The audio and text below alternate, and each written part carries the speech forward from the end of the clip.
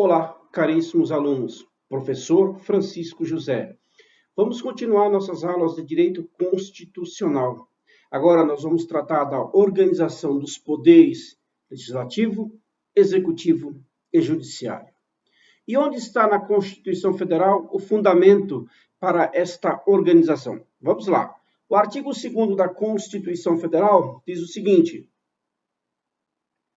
são poderes da União, independentes e harmônicos entre si, o legislativo, o executivo e o judiciário. Então, prezados alunos, é importante que nós tenhamos esta compreensão, que nós temos no plano do direito constitucional brasileiro o sistema de tripartição dos poderes, isto é, a República Federativa do Brasil, formada pela união indissolúvel dos estados, dos municípios e da União Federal. É importante que vocês compreendam que o poder executivo, legislativo e judiciário se constitui nessa tripartição de poderes que confere autonomia política e jurídica para cada um destes órgãos. O Estado de Direito, o Estado contemporâneo, o Estado social de direito possui, portanto, nesses três poderes da República a sua base de sustentação político, jurídico, ideológico e filosófico. Ideológico, que eu digo, é no plano sucinto da Constituição Federal, e não das ideologias construídas por partidários e por partidos políticos, ok? É importante que tenhamos claro que esta tripartição dos poderes adveio de um processo histórico de obras clássicas do direito brasileiro e também da teoria do direito universal, ok? As obras referidas sobre essa tripartição do poder ou dos poderes são as obras de Aristóteles, de Kant e de Montesquieu. Contemporaneamente, a obra de Montesquieu nos traduz essa tripartição dos poderes em executivo, legislativo e judiciário. Os poderes da República possuem funções distintas, funções típicas e funções atípicas. Se constituem função típica do poder legislativo, primeira, criar leis, criar normas jurídicas que fazem parte do ordenamento jurídico. Como função também típica, tem-se a função de fiscalizar a atuação do Poder Executivo. Para efeito de poder, o Poder Executivo tem como função principal executar as leis existentes no país, isto é, executar os planos de ações estabelecidas nas leis que dão eco à vontade da sociedade. Por vezes, essas leis foram criadas pelo Congresso Nacional, pelo Senado e pela Câmara Federal. O Poder Judiciário, por sua vez, tem função típica de julgar as ações em níveis federal, estadual e nos municípios. É bem verdade que a justiça comum, e isso nós já vimos em aulas de teoria geral do processo, que a justiça comum é composta de justiça comum dos estados, onde cada estado da federação tem o seu tribunal de justiça, e os municípios têm as suas comarcas, onde o estado tem a função também de prestar a assistência judiciária.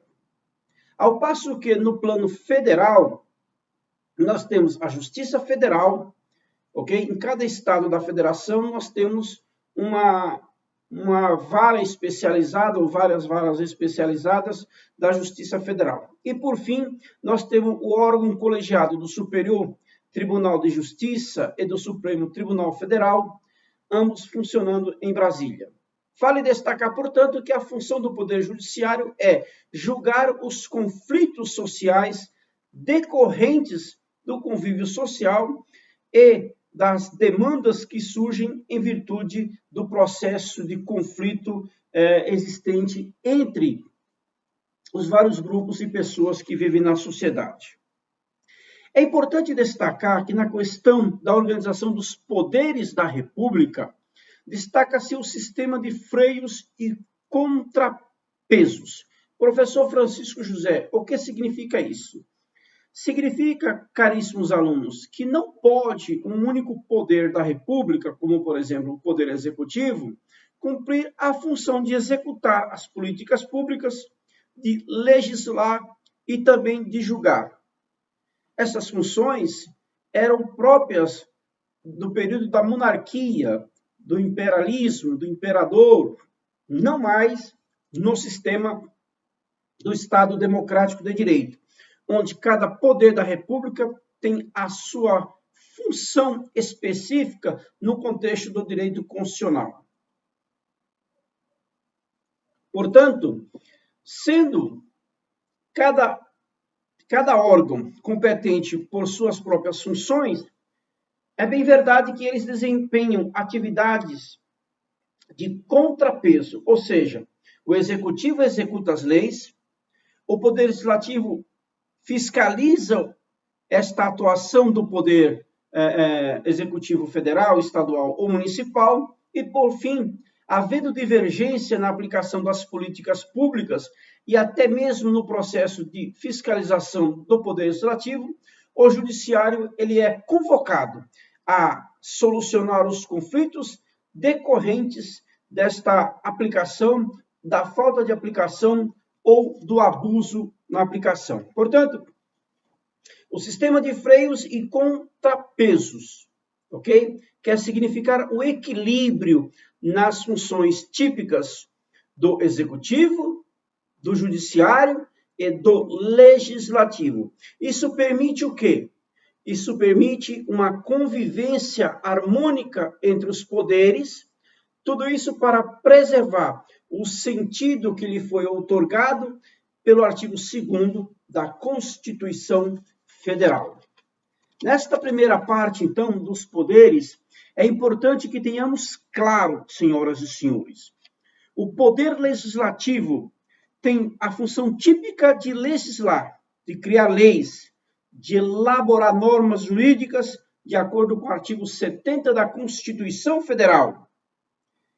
E nas esferas estaduais é importante que vocês compreendam que temos o Executivo e o Legislativo Estadual. O Legislativo Estadual, ok, é representado pela Câmara dos Deputados nas Assembleias Estaduais e no plano municipal é representado pelas câmaras municipais em cada município de estados da federação, ok? No plano federal, vocês sabem, formado pela Câmara Federal.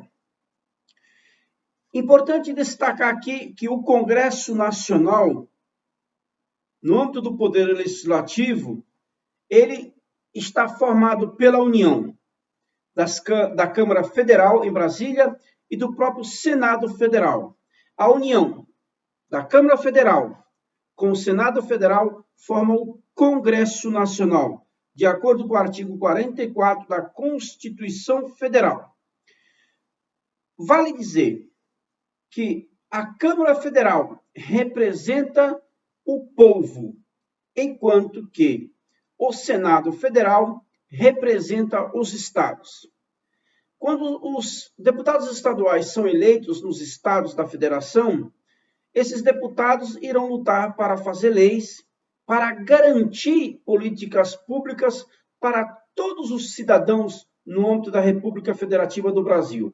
Claro que o senador também luta por isso, mas o principal papel do senador é lutar por políticas públicas para o seu estado e defender o estado da federação que ele representa no plano da ordem constitucional. É uma função típica do Senado Federal, ok? A Câmara dos Deputados. A Câmara dos Deputados ela é integrada por representantes do povo eleitos pelo sistema proporcional, de acordo com a população de cada estado. No mínimo de 8 deputados e no máximo de 70 deputados por estado. Apenas 4 em cada território isto de acordo com o artigo 44 da Constituição Federal. E Lei Complementar 78 de 1993. O mandato do deputado federal é de 4 anos, também nas câmaras de vereadores nos municípios também é de 4 anos, e nas assembleias legislativas dos estados o mandato também é de 4 anos. Já o Senado Federal é integrado por representantes dos estados, como há pouco tempo eu disse aos senhores, e do Distrito Federal, eleitos em número de 3 para cada estado, e o Distrito Federal, de acordo com o artigo 46, parágrafo 1º da Constituição Federal. O mandato de um senador da República é de 8 anos, com renovação a cada 4 anos, alternadamente, por 1 e por 2/3, de acordo com o artigo 46, parágrafo 2º da Constituição Federal. Então, caríssimos alunos, dito nesta primeira parte desta aula sobre a organização dos poderes do Estado, deixamos bem claro aos senhores que os poderes são poder executivo, legislativo e judiciário. A representação desses poderes se dá por meio das assembleias no plano federal, nos estados e também nas câmaras municipais. Os representantes do povo são eleitos de 4 em 4 anos para as assembleias legislativas e para as câmaras municipais, e para o Senado Federal, eleitos de 4 em 4 anos no sistema proporcional. 2 senadores eleitos de 8 em 8 anos e um senador sendo eleito também de 4 em 4, porque intercala a cada 8 anos. Um elege 2, outro elege 1. Essa é a primeira parte. Convidamos você a ficar atento para a nossa próxima aula de Direito Constitucional, onde vamos tratar e continuar tratando da organização dos poderes da República. Um abraço do professor Francisco José.